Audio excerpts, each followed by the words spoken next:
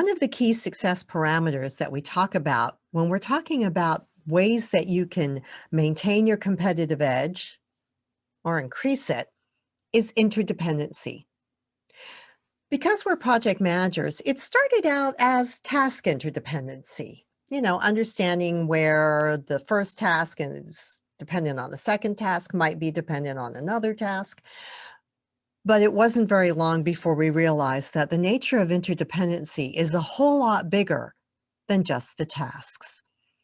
You see, we assumed that everybody understood that task interdependency was the lowest level on this hierarchy. Then there's project interdependency, there's staffing interdependency, there's program interdependency, there's organizational interdependency, there's industrial interdependency, there's market interdependency. I think you get the point. During the year of the quarantine and the pandemic, however, we have learned at a visceral level as a marketplace the impact that interdependencies can have when things go haywire. You may be viewing this long after this whole mess has been straightened out. But right now, there is a shortage of a very basic building material, lumber.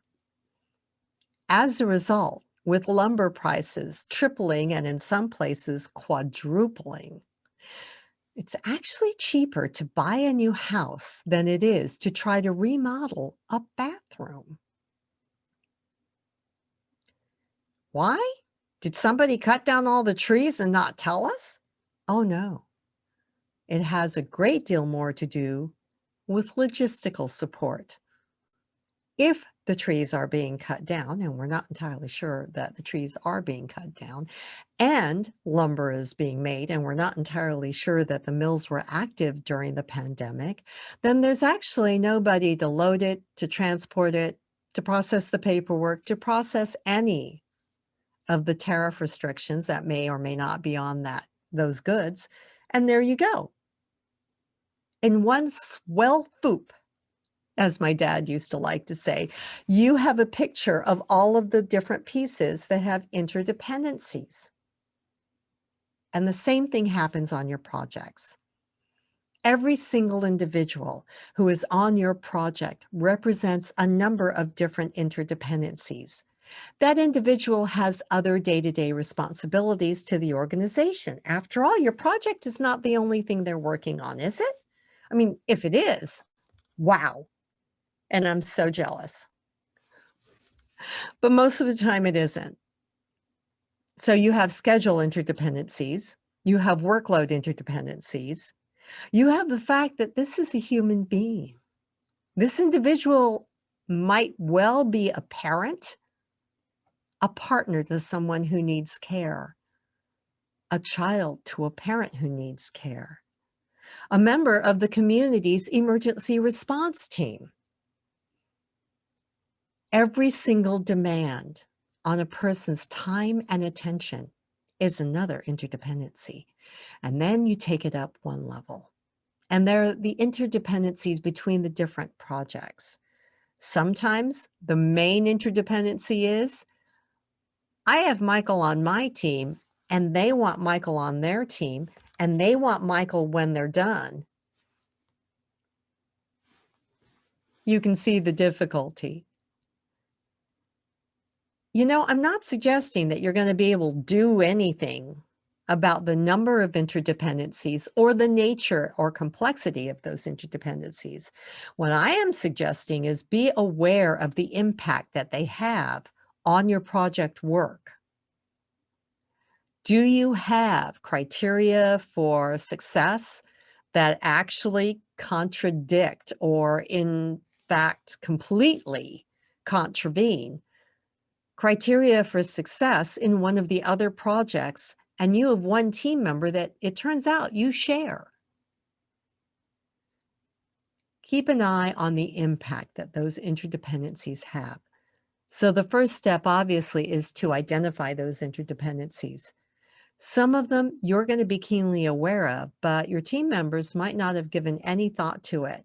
That's not their fault. This isn't a conversation that happens in a lot of places, which is one of the reasons why it's so important to have this conversation. So, one is to identify where the interdependencies are as much as possible. But two is to have a candid conversation with the entire team about the potential impact that any kind of interdependency might have and explain it to them. If you want, give them the examples I just gave you, you know, of their own concerns and how all of those interdependencies actually feed into how they do at work. They know that on a visceral level, but let's bubble that up to the surface and make sure that they understand it at an intellectual level as well. Three, encourage conversation and encourage conversation that specifically is about news that you know nobody wants to hear, but everybody needs to hear. Because bad news may be something that only one person sees lurking out of the corner of their eye.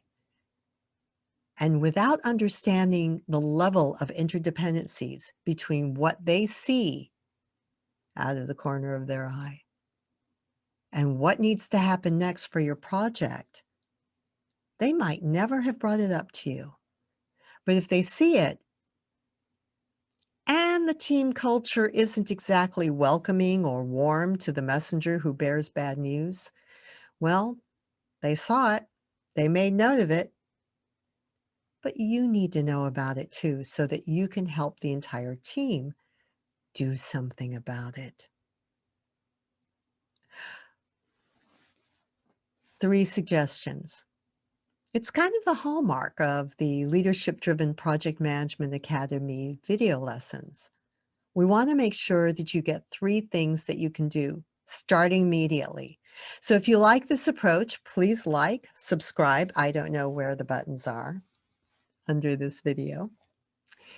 If this particular topic is something that you realize someone else might find interesting, please go ahead and forward it to them. We'd love to help as possible. I'm KimiKSP. This video on interdependencies, one of our key success parameters to maintain your competitive edge, was brought to you by Leadership Driven Project Management Academy. Thanks for joining us.